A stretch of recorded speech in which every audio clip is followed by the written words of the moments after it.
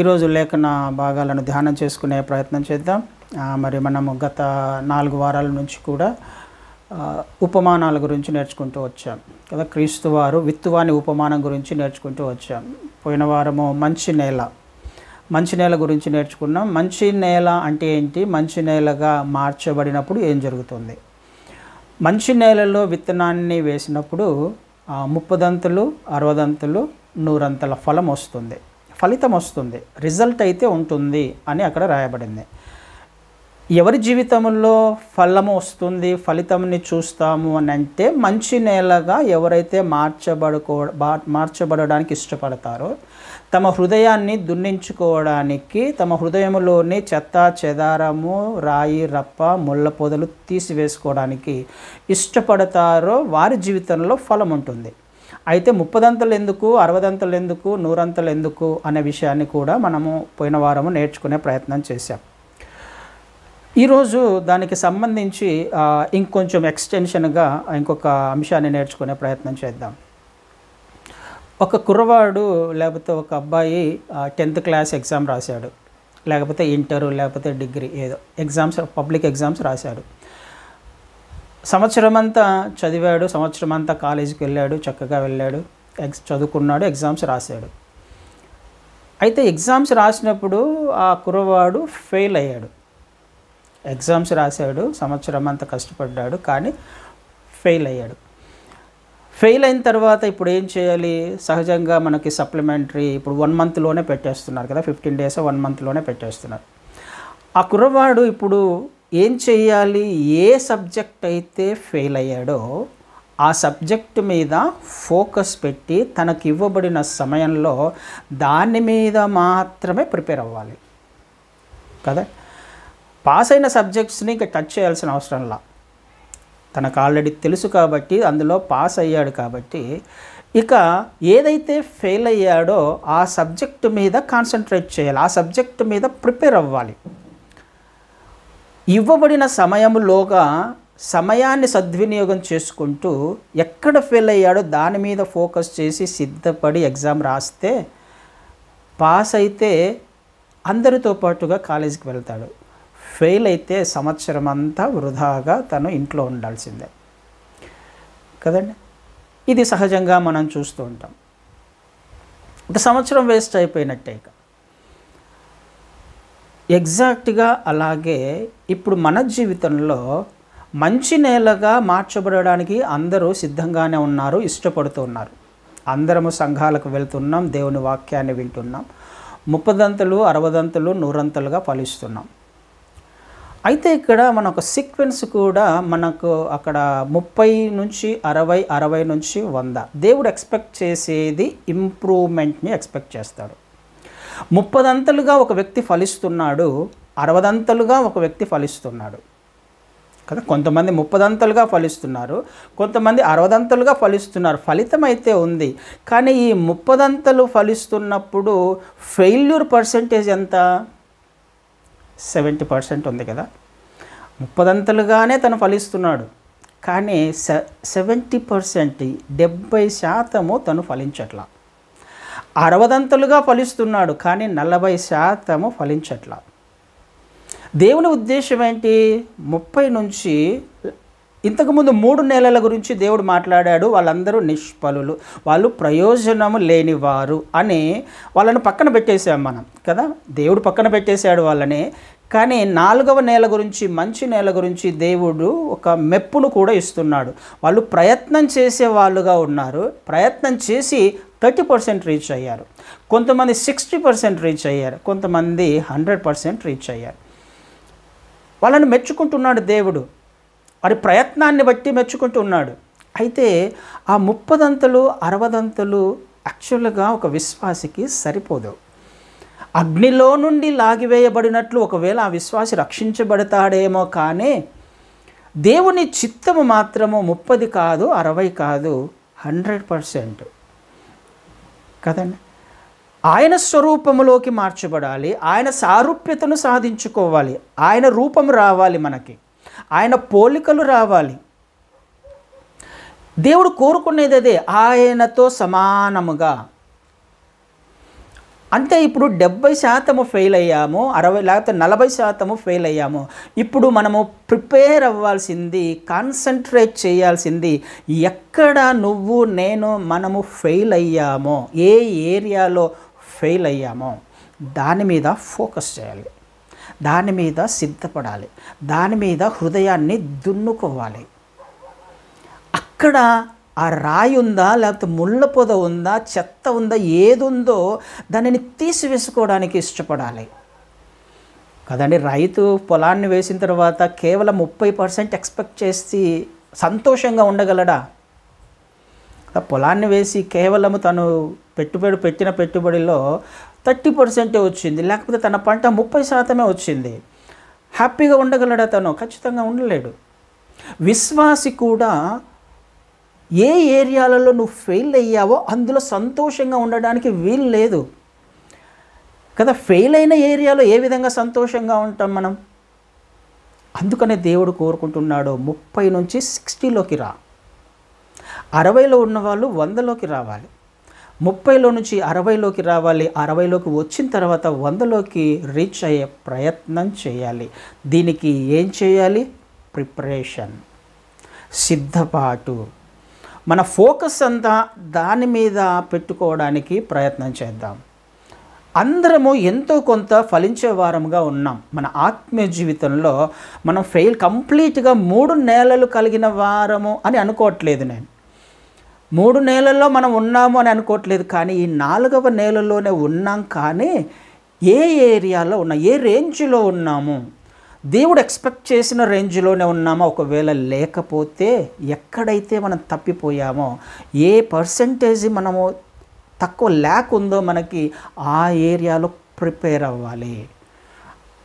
సమయం ఇవ్వబడింది, 1 నెల సమయం ఇవ్వబడితే ఆ నెల లోపల సిద్ధపడాలి, ఎగ్జామ్ రాసి పాస్ అవ్వాలి. అవ్వకపోతే వృధా, ప్రయాస అంతా వృధా, సంవత్సరం అంతా వేస్ట్. ఒకవేళ ఆ ఏరియాలో మనం సరి చేసుకోవడానికి ఇష్టపడకపోతే, ఫోకస్ చేయకపోతే, ఆయన వచ్చినప్పుడు ఫెయిల్ అయిపోతే ఆలోచన చేసే ప్రయత్నం చేద్దాం. అందుకనే మనల్ని మనము పరిశీలించుకుంటూ, నేను 30%, 60%, ఎక్కడ ఉన్నాను నేను, ఆలోచన చేసే ప్రయత్నం చేద్దాం. సిద్ధపాటు లేకుండా, దున్నుకోవడానికి ఇష్టపడకుండా, హృదయంలో ఉన్నవి తీసివేసుకోవడానికి, దేవునికి నచ్చనివి తీసివేసుకోవడానికి ఇష్టపడకపోతే, ఒకవేళ సపోజ్ 30% ఫలించిన వాళ్ళు ఉన్నారు అనుకుందాం, 30% వచ్చింది రిజల్ట్. ఎంత ఫెయిల్యూరు? 70%. 70% failure, 30% success. ఏది ఎక్కువగా ఉంది? 70% ఎక్కువగా, ఫెయిల్యూర్ పర్సెంటేజ్ ఎక్కువగా ఉంది కదా. ఈ ఫెయిల్యూర్ పర్సెంటేజ్ ఉన్నప్పుడు ఈ వ్యక్తిని, 30% పాస్ అయిన వ్యక్తిని ఏది లాక్కెళ్ళే అవకాశం ఉంది?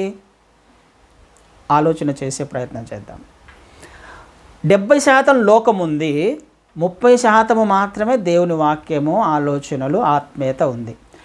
ఎవరు డామినేట్ చేసే అవకాశం ఉంది కదండి? 70% వాళ్ళు డామినేట్ చేసే అవకాశం ఉంది కదా. అంటే ఈ 70% ఒకవేళ ఈ 30%ను లాక్ వెళ్తే, రోజులు గడుస్తున్న కొద్దీ ఆ 30% 20 అవుతుందేమో.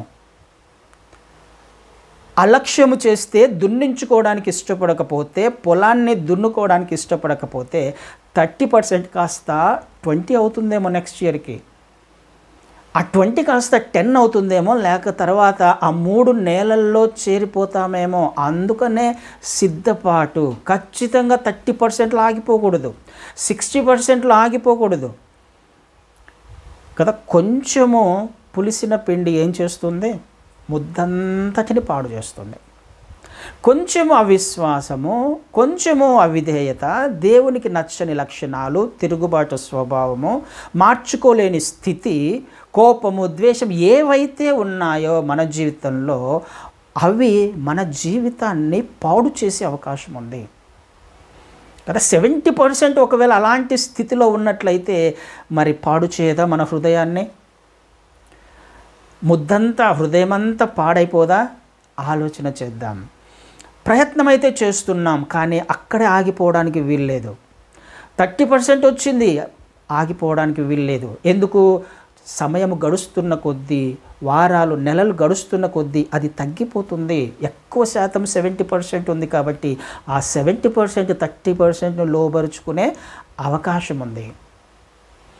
కాబట్టి ఎప్పుడు దున్నుకునే ప్రయత్నం, ఎప్పుడు సిద్ధపాటు కలిగిన జీవితము, ప్రిపేర్ అవుతూనే ఉండాలి. సమయము ఇవ్వబడింది కొంచెం సమయమే. ఆ 30 days ఆ వ్యక్తికి ఇవ్వబడితే మనకు ఆయన రాకడ ఎప్పుడు వస్తుందో తెలియదు, మనం ఎప్పుడు వెళ్తామో తెలియదు. ఆ సమయము లోపల ఎప్పుడు నేను సిద్ధపడకపోతే నా ఆత్మీయ జీవితము బలహీనపడే అవకాశం ఉంది, 3 నెలల్లో చేరే అవకాశం ఉంది. కాబట్టి పొలాన్ని దున్నుకోవడానికి ప్రయత్నం చేద్దాం. ఎప్పుడు సిద్ధపాటు కలిగిన ఆత్మీయ జీవితం. ఇక్కడ ఒక ఉదాహరణ నేను మీకు చెప్పే ప్రయత్నం చేస్తాను. రూతు గ్రంథము 2వ అధ్యాయము 8వ వచనాన్ని చదువుతాను. రూతు 2వ అధ్యాయము 8వ వచనం. అప్పుడు బోయజు రూతుతో, నా కుమారి, నా మాట వినుము. వేరొక పొలముల్లో ఏరుకొనుటకు పోవద్దు, దీనిని విడిచిపోవద్దు. ఇచ్చట నా పనికత్తెల యొద్ద నిలకడగా ఉండుము. బోయజు రూతుతో మాట్లాడుతున్న మాట. ఈ సందర్భం మనకు తెలుసు కదా. రూతు వస్తుంది, బోయజు పొలంలో పని చేస్తుంది, పరిగె ఏరుకుంటుంది. బోయజు చూసి తనతో మాట్లాడుతున్న మాటలు, నా కుమారి, వేరొక పొలములోకి పోవద్దు, వేరొక పొలములోకి పోవద్దు, ఏరుటకు పోవద్దు, దీనిని విడిచిపెట్టి పోవద్దు. అక్కడ అనేక పొలాలు ఉన్నాయి కదా. వేరొక పొలంలోకి పోవద్దు అని అంటే పొలాలు ఉన్నాయి. రూతు కూడా ఆ విషయమే మాట్లాడుతుంది. 4వ వచనంలో, 2వ అధ్యాయం 4వ వచనంలో, 2వ అధ్యాయం 4వ వచనంలో కాదు, 2వ వచనంలోనే, 2వ అధ్యాయం 2వ వచనంలో, మోయాబీయురాలు రూతు, నీ సెలవైన ఎడల నేను పొలంలోనికి పోయి ఎవని కటాక్షము పొందగలనో వాని వెనుక పరిగె వేరుకొందనని నయోమితో. అంటే నేను వెళ్తాను పొలంలోకి, ఎవరైతే కటాక్షం కలుగుతుందో, ఎవరైతే ఏరుకొని ఇస్తారో పరిగెను, ఆ పొలంలో వెళ్ళి ఏరుకొని వస్తాను. అంటే పొలాలు అనేకం ఉన్నాయి, అనేక పొలాలు ఉన్నాయి. కానీ రూతును డైరెక్ట్ చేసిన వాడు, నడిపించిన వాడు దేవాది దేవుడు డైరెక్ట్గా బోయజు పొలానికే నడిపించాడు. ఆలోచన చేసే ప్రయత్నం చేయాలి. అనేక పొలాలు ఉన్నప్పటికీ అక్కడికి వెళ్ళకుండా బోయజు పొలానికే ఎందుకు వెళ్ళింది, ఎలా వెళ్ళగలిగింది? దేవుని ప్రణాళిక రూతు పట్ల ఉంది. ఎందుకు రూతు పట్ల ఉంది? తనకున్న స్వభావాన్ని బట్టి, తనకున్న క్యారెక్టర్ను బట్టి కదండి, తన సిద్ధపాటును బట్టి, తన రెస్పాన్సిబిలిటీని బట్టి. ఇది మనకు అర్థం కావాలి. మనము డైరెక్ట్గా ఒక పొలములోకి నడిపించే పొలము అని అంటే మీకు మైండ్లో ఎప్పుడు కూడా 2 విషయాలు జ్ఞాపకం రావాలి, సంఘము లేకపోతే హృదయము. పొలము అని నేను మాట్లాడుతున్నప్పుడల్లా ఈ రెండిట్లో ఒకటి జ్ఞాపకం పెట్టుకోవాలి కదా. పొలములోకి నడిపించడానికి దేవుడు పొలములోకి, ఏ పొలములో వెళ్ళాలో ఆ పొలములోకి రూతును నడిపించాడు కదండి. ఎందుకు ఏ పొలంలోకి వెళ్ళాలో ఆ పొలంలోకే దేవుడు నడిపించాడంటే రూతుకున్న హృదయ స్థితిని బట్టి. ఇది మనకు కూడా అర్థం కావాలి. మనము ఒక పొలములో చేర్చబడ్డాం, ఒక సంఘంలో చేర్చబడ్డాం. దేవుడు మనల్ని నడిపించాడు ఆ సంఘానికి. ఆ సంఘంలో అనేక సంఘాలు తిరిగి ఉండొచ్చు మనం కదా. అనేక సంఘాలు ఉన్నాయి లోకంలో, అనేక పొలాలు ఉన్నాయి. కానీ ఒక సంఘానికి దేవుడు నడిపించాడు. నడిపించిన తర్వాత నువ్వు ఇక్కడే ఉండు, ఈ పొలంలోనే ఉండు, వేరే పొలంలోకి పోవద్దు, వేరే పొలంలోకి వెళ్ళడానికి ప్రయత్నం చేయొద్దు. ఎందుకు వేరే పొలంలోకి వెళ్ళడానికి ప్రయత్నం చేయొద్దు? అనేక పొలాల యొక్క మన తర్వాత కిందికి వచ్చినప్పుడు నేర్చుకుంటాం ఆ విషయం. అయితే నువ్వు ఈ పొలంలోనే ఉండడానికి ప్రయత్నం చేయి అని అంటే, ఇప్పుడు పొలంలో ఏం దొరికింది రూతుకి? పరిగె దొరికింది, అంటే ఆహారం దొరికింది. జీవనోపాధి, జీవన ఆధారము రూతుకు ఆ పొలంలో దొరికింది. అయితే బోయజు మాట్లాడుతున్న మాట, ఇక్కడనే ఉండు, నీకు ఈ కావలసిన దినాలన్నీ, నువ్వు ఎన్ని రోజులు ఉండాలనుకుంటున్నావో, ఎన్ని సంవత్సరాలు రావాలి, కానీ ఈ పొలాన్ని మాత్రం విడిచిపెట్టిపోవద్దు. నీకు, నీ అత్తకు కావలసిన జీవనోపాధి, ఆహారము ఈ పొలంలో నీకు లభిస్తుంది. ఈ పొలంలో నీకు ఉంటుంది కాబట్టి నువ్వు వేరే చోటుకి ఎక్కడికి వెళ్ళొద్దు, ఇక్కడనే ఏరుకో కదండి. అది కదా మనకు కావాల్సింది. మనం ఏ సంఘానికి నడిపించబడ్డామో, ఏ హృదయ స్థితిని కలిగి ఉన్నామో ఆ హృదయ స్థితి స్థిరంగా ఒకే చోట ఉండడానికి ప్రయత్నం చేయాలి. అదే సంఘంలో మనకు ఏం దొరుకుతుంది? సంఘంలో ఆ పొలంలో ఏం దొరికింది రూతుకి? జీవనాధారము, ఆహారము, సమృద్ధి అయిన ఆహారం. సంఘంలో మాత్రమే మన ఆత్మీయతకు కావలసిన సమృద్ధి దొరుకుతుంది, జీవాహారం దొరుకుతుంది. అక్కడికి ఇక్కడికి వెళ్ళొద్దు. ఆ పొలంలో ఏముందో ఈ పొలంలో ఏముందో మనకు తెలుసు. వేరువేరు సంఘాలలో ఏమున్నాయో మనకు తెలుసు. ఏ సంఘంలో ఏం బోధిస్తున్నారో మనకు తెలుసు. నీకు కావలసిన ఆహారము దొరుకుతుందా దొరకట్లేదా? సమృద్ధి అయిన ఆహారము సంఘంలో దొరుకుతుందా దొరకట్లేదా? దొరుకుతుంది అన్నప్పుడు ఆ సంఘాన్ని విడిచిపెట్టి వెళ్ళవద్దు, ఆ పొలాన్ని విడిచిపెట్టి వెళ్ళొద్దు, అక్కడనే ఉండు. బయట అనేక సంఘాలు ఉన్నాయి, నీకు ఇక్కడ దొరుకుతుంది అని అనుకున్నప్పుడు వెళ్ళకు. రెండవది, ఆ పొలాన్ని నిర్లక్ష్యం చేయొద్దు, అలక్ష్యం చేయొద్దు కదండి. ఎందుకు నిర్లక్ష్యం చేయకూడదు? అక్కడ నాకు కావాల్సిన జీవాహారం దొరుకుతుంది కాబట్టి, నా ఆత్మకు కావాల్సిన సమృద్ధి దొరుకుతుంది కాబట్టి, బలపడడానికి కావాల్సిన విశ్వాసము దొరుకుతుంది కాబట్టి, నిత్యత్వానికి వెళ్ళడానికి కావాల్సిన సిద్ధపాటు నాకు అక్కడ దొరుకుతుంది కాబట్టి, అది సమృద్ధి అయిన పొలం, అది సమృద్ధి అయిన పంట పండుతుంది అక్కడ కదండి. అందుకనే విడిచిపెట్టి వెళ్ళకు అని అంటున్నాడు బోయజు. మనం కూడా ఏ సంఘంలో మనం స్థిరపడ్డామో అక్కడ ఒకవేళ నీకు నాకు మనకు కావాల్సిన ఆహారం దొరుకుతున్నట్లయితే స్థిరంగా ఒకచోట ఉండడానికి ప్రయత్నం చేద్దాం. ఆత్మీయంగా బలపడే అవకాశం ఉన్నప్పుడు అక్కడ ఉండడానికి ప్రయత్నం చేద్దాం. ఎక్కడ నువ్వు ఆత్మీయంగా బలపడుతున్నావో దానిని మాత్రము నిర్లక్ష్యం చేయొద్దు, అలక్ష్యం చేయొద్దు. ఎందుకు? 30 నుంచి 60కి నిన్ను తీసుకువెళ్ళే పొలం అదే, 60 నుంచి 100% తీసుకుని వెళ్ళే పొలం అది. అక్కడి నుంచి మాత్రం నువ్వు వేరుగా వెళ్ళడానికి ప్రయత్నం చేయొద్దు, ఆ సంఘాన్ని లేకపోతే ఆ పొలాన్ని నిర్లక్ష్యం చేయొద్దు అని బోయజు ఖచ్చితంగా మాట్లాడుతున్నాడు కదండి. అయితే ఇక్కడ నయోమి చేసిన పొరపాటు మనకు అర్థమవుతుంది కదా. నయోమి ఒక తప్పు చేసింది. అక్కడ ఏం చేసింది? ఆ బెత్లెహేములో నుంచి, బెత్లెహేములో కరువు వచ్చింది.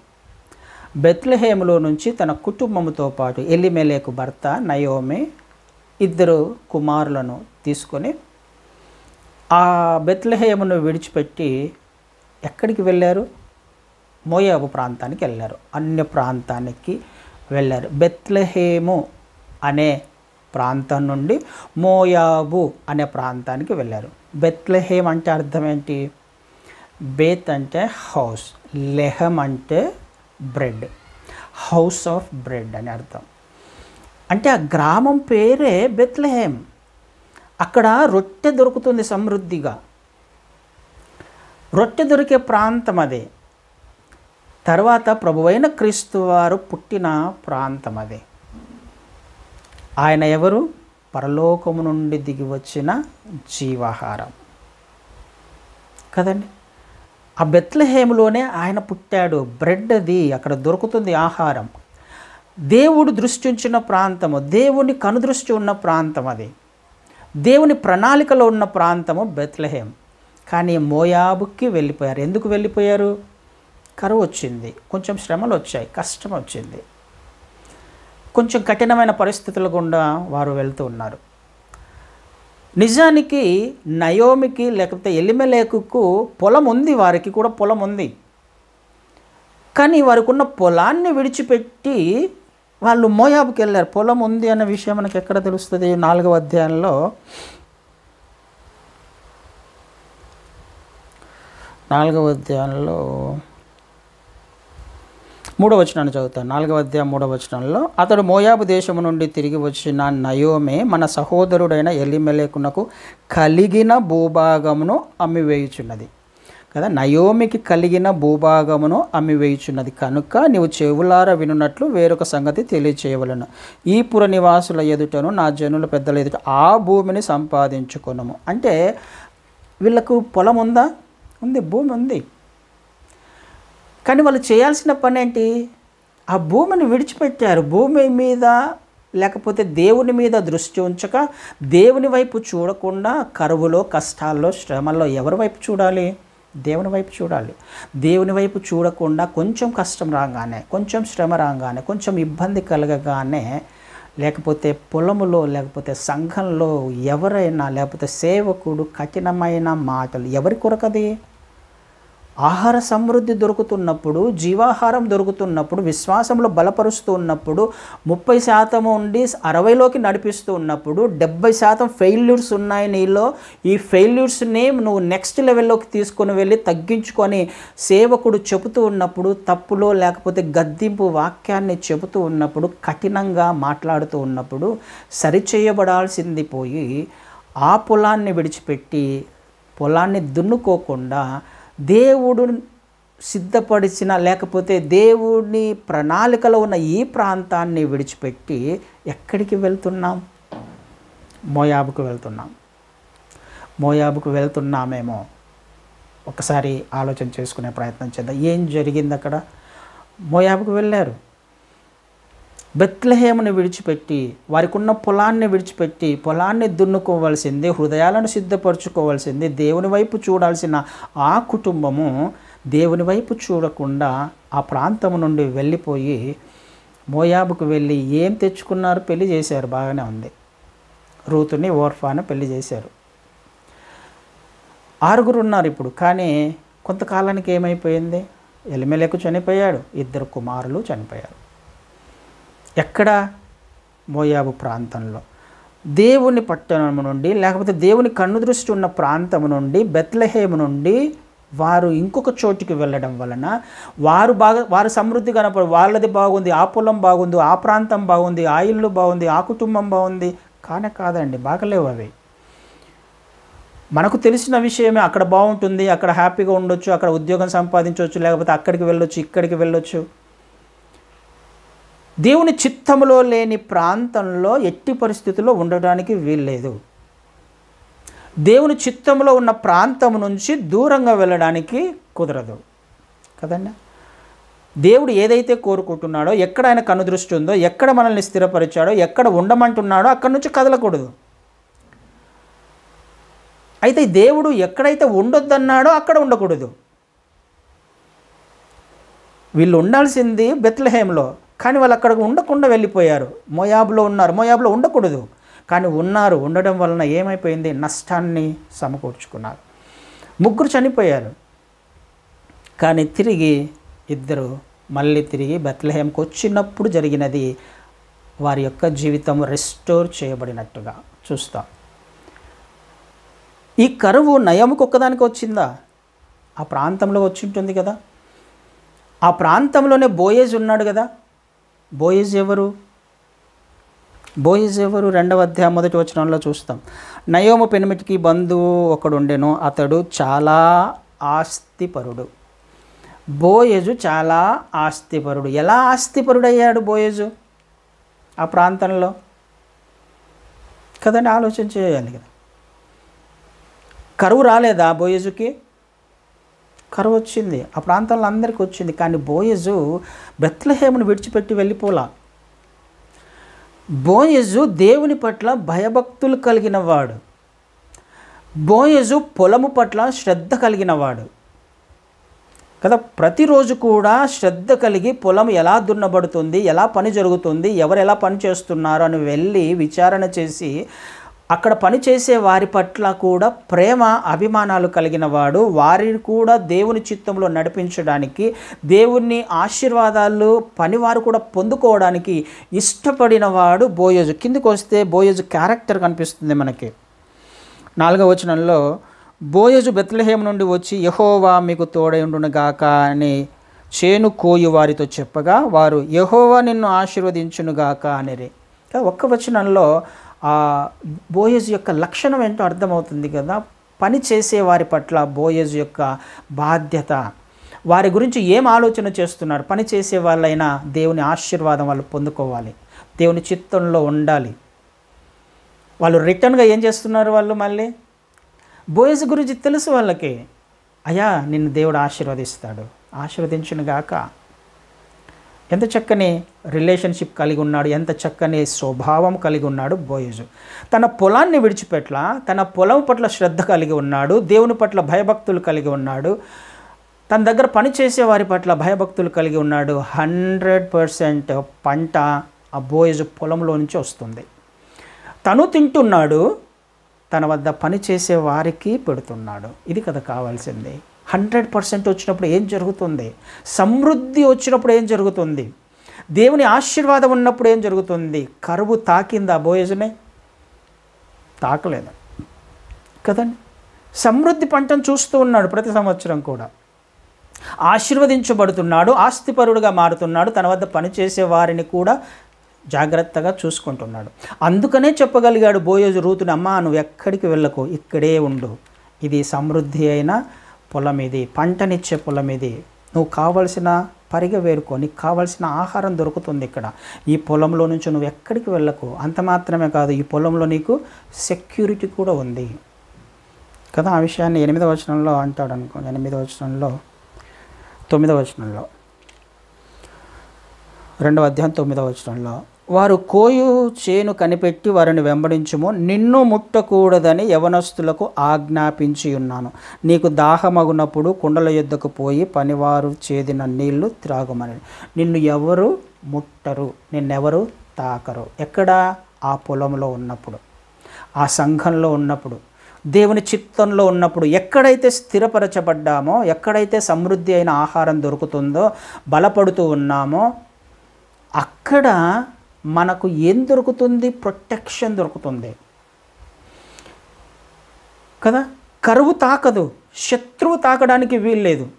ఇది మనకు మనం ఆలోచన. ఎందుకు నేను సంఘంలో ఉండాలి, ఎందుకు సంఘంలో దున్నుకుంటూ ఉండాలి నా జీవితాన్ని, నా ఆత్మీయతను, నా హృదయాన్ని? నీకు రావాల్సిన ప్రొటెక్షన్ ఉంది అక్కడ, నీకు కావలసిన పంట ఉంది అక్కడ, జీవనాధారం ఉంది అక్కడ. దున్నుకోవాలి హృదయాన్ని, తీసేసుకోవాలి హృదయంలో ఉన్న చెత్త చెదారాన్ని. ఇది నా మేలు కొరకే. అప్పుడు మాత్రమే నాకు కావలసిన పంట వస్తుంది. అప్పుడు నేను ఆయన రెక్కల చాటున భద్రపరచబడతాను, ఆయన రెక్కల నీళ్ళలో సురక్షితంగా నేను ఉండగలను. ఎవ్వరు నిన్ను తాకడానికి వీల్లేదు కదా. ఆయననే మాట్లాడతాడు జకర్యాలో, నిన్ను ముట్టినవాడు నా కనుగుడ్డును ముట్టిన వాడితో సమానం. ముట్టనివ్వడు మనల్ని, శత్రువును తాకనివ్వడు. ఎప్పుడు ఆయన ఎక్కడైతే ఉండమన్నాడో, ఏమైతే చేయమన్నాడో 30% నుంచి 60%కి వెళ్ళే ప్రయత్నం చేయాలి. మనము ప్రిపేర్ అవుతూ ఉన్నప్పుడు నిన్ను నన్ను మనల్ని తాకడానికి వీల్లేదు శత్రువుకి. సిద్ధపాటు కలిగి బాధ్యత కలిగిన క్రైస్తవ జీవితం జీవిస్తూ ఉన్నప్పుడు, ఎప్పుడు దున్నించుకోవడానికి, స్థిరమైన పంటలో, స్థిరమైన పొలంలో మనము ఉండడానికి, ఆత్మీయంగా బలపడుతూ ముందుకు వెళ్ళే ప్రయత్నం చేస్తూ ఉన్నప్పుడు మనకు కావాల్సిన పంట, మనకు కావాల్సిన కాపుదల ఖచ్చితంగా వస్తుందండి. అందుకనే ఇక్కడి నుంచి నువ్వు వెళ్ళదుకమ్మా, నువ్వు ఈ పొలంలో నుంచి నువ్వు వెళ్ళొద్దు అని ఖచ్చితంగా చెప్తున్నాడు బోయజు రూతుకి. ఏ శ్రమలు వచ్చినా, ఏ కష్టం వచ్చినా దేవుని చిత్తంలో నుండి తప్పిపోకుండా ఉండడానికి ప్రయత్నం చేయాలి కదండి. ఆ కరువు తాకడానికి, ఆ శ్రమ నిన్ను నన్ను మనల్ని తాకడానికి యాక్చువల్గా అవకాశం లేదు. తాకుతుంది అని అంటే మనం 30%లో ఉన్నాం. అంటే 70% ఏముంది మనలో? లోకం ఉంది, మోయాబు ఉంది, లేకపోతే ఇంకొకటి ఉంది, దేవుని చిత్తం కాదు. ఆ 70%లో మనము 60లోకి, నెక్స్ట్ లెవెల్లోకి రావాలి. అక్కడ బలహీనంగా ఉన్నాం కదా. ఆ బలహీనతను మనం జయించడానికి, అక్కడ దున్నించుకోవడానికి, అక్కడ ఉన్న చెత్తను తీసివేసుకోవడానికి మనం ఇష్టపడినప్పుడు అక్కడ నూరంతలుగా ఫలాన్ని ఇవ్వడానికి ఇష్టపడుతున్నాడు. ఆ శ్రమను తట్టుకోలేక మోయాబు ప్రాంతానికి వెళ్ళిన కుటుంబము నష్టము కొని తెచ్చుకుంది, కష్టాల పాలైంది. ఇదే మనకు కూడా జరిగే అవకాశం ఉంది. ఆలోచన చేసే ప్రయత్నం చేద్దాం. ఎక్కడ మనము ఎప్పుడు ఆత్మీయంగా స్థిరపడుతూ మన హృదయాన్ని దున్నించుకుంటూ నెక్స్ట్ లెవెల్లోకి ఆత్మీయతలోకి వెళుతున్నప్పుడు మాత్రమే మనము నెక్స్ట్ లేక నూరంతల ఫలాన్ని చేరుకునే అవకాశం ఉంది. వేరు ఆలోచనలు కలిగి ఉంటే నష్టపోయే అవకాశం ఉంది. 70% ఉన్న ఆ లక్షణాలను తొలగించుకోకపోతే నష్టపోయే అవకాశం ఉంది. నెక్స్ట్ ఇయర్కి 30 నుంచి 20కి వస్తామేమో, 20 నుంచి 10కి వస్తామేమో, 10 నుంచి 0కి వస్తామేమో. 3 నెలల్లో చేర్చబడితే నిష్ఫలమైన నేలగా మార్చబడతాము. ఆయన దృష్టిలో, ఆయన లెక్కలో లేని వారముగా తయారైపోతామేమో. ఆలోచన చేద్దాం. ఏ శ్రమ నిన్ను తాకడానికి లేదు. ఇస్సాకు గారు కూడా మనం చూస్తాం ఆదికాండంలో 26వ అధ్యాయంలో కదా, అక్కడ కరువు వచ్చింది కదా. ఒక మాట చూద్దామా, ఆదికాండం 26వ అధ్యాయంలో, ఆదికాండం 26వ అధ్యాయం మొదటి వచనం.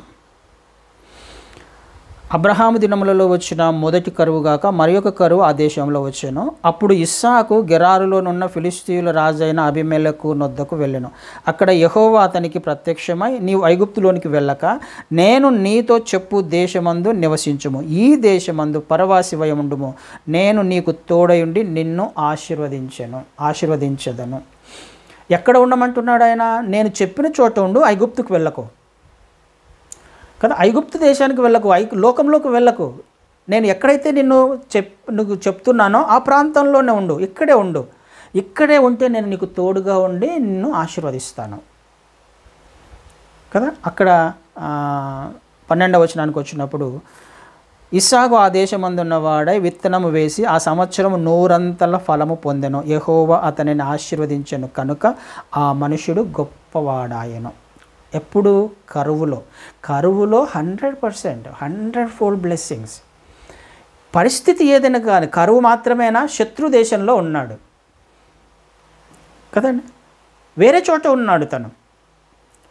ఆ ప్రాంతంలో ఉన్నవారు తన మీద అసూయపడుతున్నారు. కిందికి వచ్చినప్పుడు 13వ వచనంలో, అతడు మిక్కిలి గొప్పవాడగు వరకు క్రమక్రమముగా అభివృద్ధి పొందుచూ వచ్చాను. అతనికి గొర్రెల ఆస్తియు గొడ్ల ఆస్తియు దాసులు గొప్ప సమూహమును కలిగినందున ఫిలిష్తీయులు అతని యందు అసూయపడిరి. అతని తండ్రి అయిన అబ్రాహాము దినములలో అతని తండ్రి దాసులు ఏం చేస్తున్నారు?